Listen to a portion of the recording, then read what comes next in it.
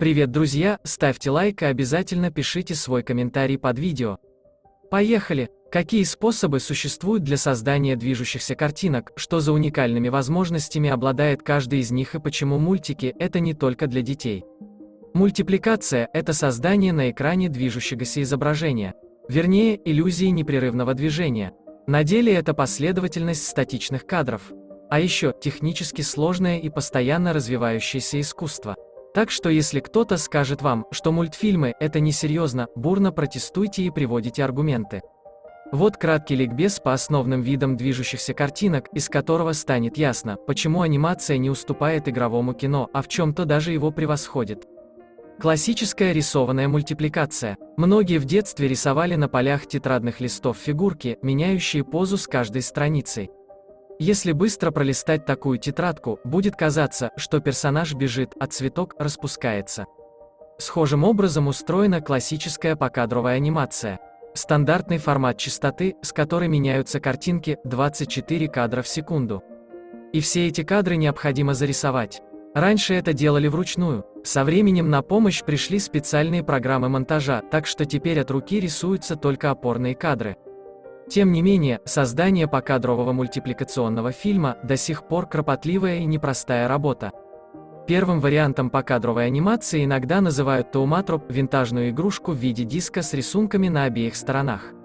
Быстро вращая кружок на нитке, можно было добиться эффекта совмещения картинок. Например, птица и клетка превращались в изображение птицы в клетке, а цветы и ваза – в полноценный натюрморт. В начале 20 века стали появляться первые анимационные фильмы. Стюарт Блактон снял короткометражку «Забавные выражения веселых лиц», а Эмиль Коль – «Фантасмагорию». В обоих фильмах авторы рисуют персонажей на доске, и потом те оживают. Коль выяснил, что для каждой фазы движения нужен свой рисунок и использовал вертикально укрепленную камеру. Потом случилось великое событие, в анимацию пришел Уолт Дисней. Он придумал, в частности, способ создания объема за счет совмещения разных планов, а также послойную технику, при которой друг на друга накладываются прозрачные целлулоидные пленки с изображениями, так что кадр больше не нужно было рисовать с нуля. С помощью трехцветной системы Technicolor совмещения монохромных изображений, снятых через красный, синий и зеленый фильтры, Дисней создал первый цветной мультфильм «Цветы и деревья».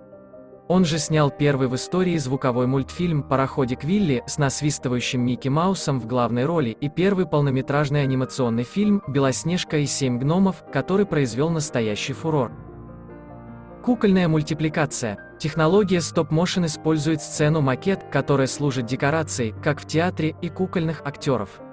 Чтобы создать иллюзию движения, позы фигурок немного меняют, покадрово фотографируя, а потом превращают все это в фильм. Появилась такая анимация вместе с классическим кинематографом. Например, знаменитая сцена из фильма «Путешествие на Луну», где космический корабль попадает спутнику Земли прямо в глаз, это тоже стоп-моушен. Кукольные мультфильмы – всегда особенная история в мире анимации. Их не превращают в огромные франшизы, не получится из-за сложности производства, да и коммерчески они не самые успешные. Однако в этом способе оживления статичного есть особое волшебство.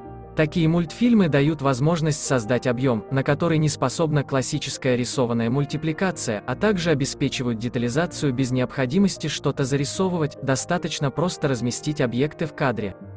Впрочем, это как раз совсем непросто. Декорации для кукольных мультфильмов создаются вручную, и это по-настоящему адский труд. Каждый цветок на игрушечных деревьях создан руками художников-мультипликаторов и размещен так, как это требуется для сцены. В Кубо. Легенда о самурае. Шерсть обезьяны сделана из крошечных лоскутов силикона, каждый из которых был наклеен на фигурку.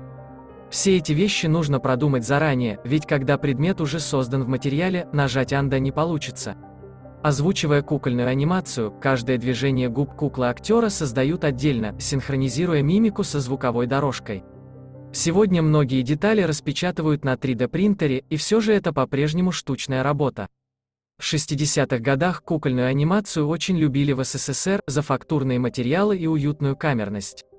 Особую народную симпатию заслужили «Варежка» Романа Качанова, где комок красной шерсти вызывает бурю эмоций, и «Пластилиновая ворона» Александра Татарского с виртуозной игрой формы бодрыми песнями.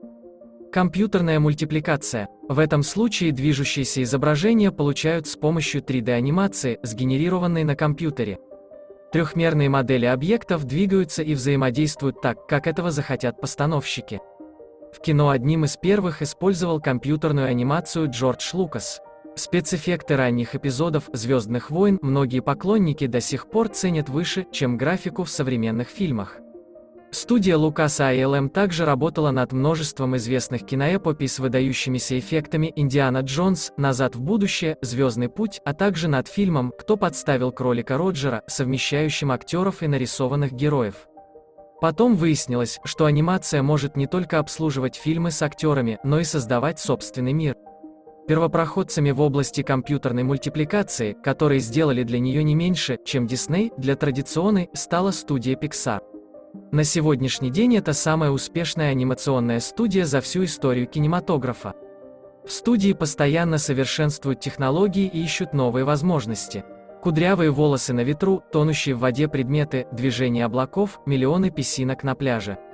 В случае с CG-фильмами, чтобы сделать все это убедительным, требуется учесть фактуры, вес, траектории движения и множество других факторов.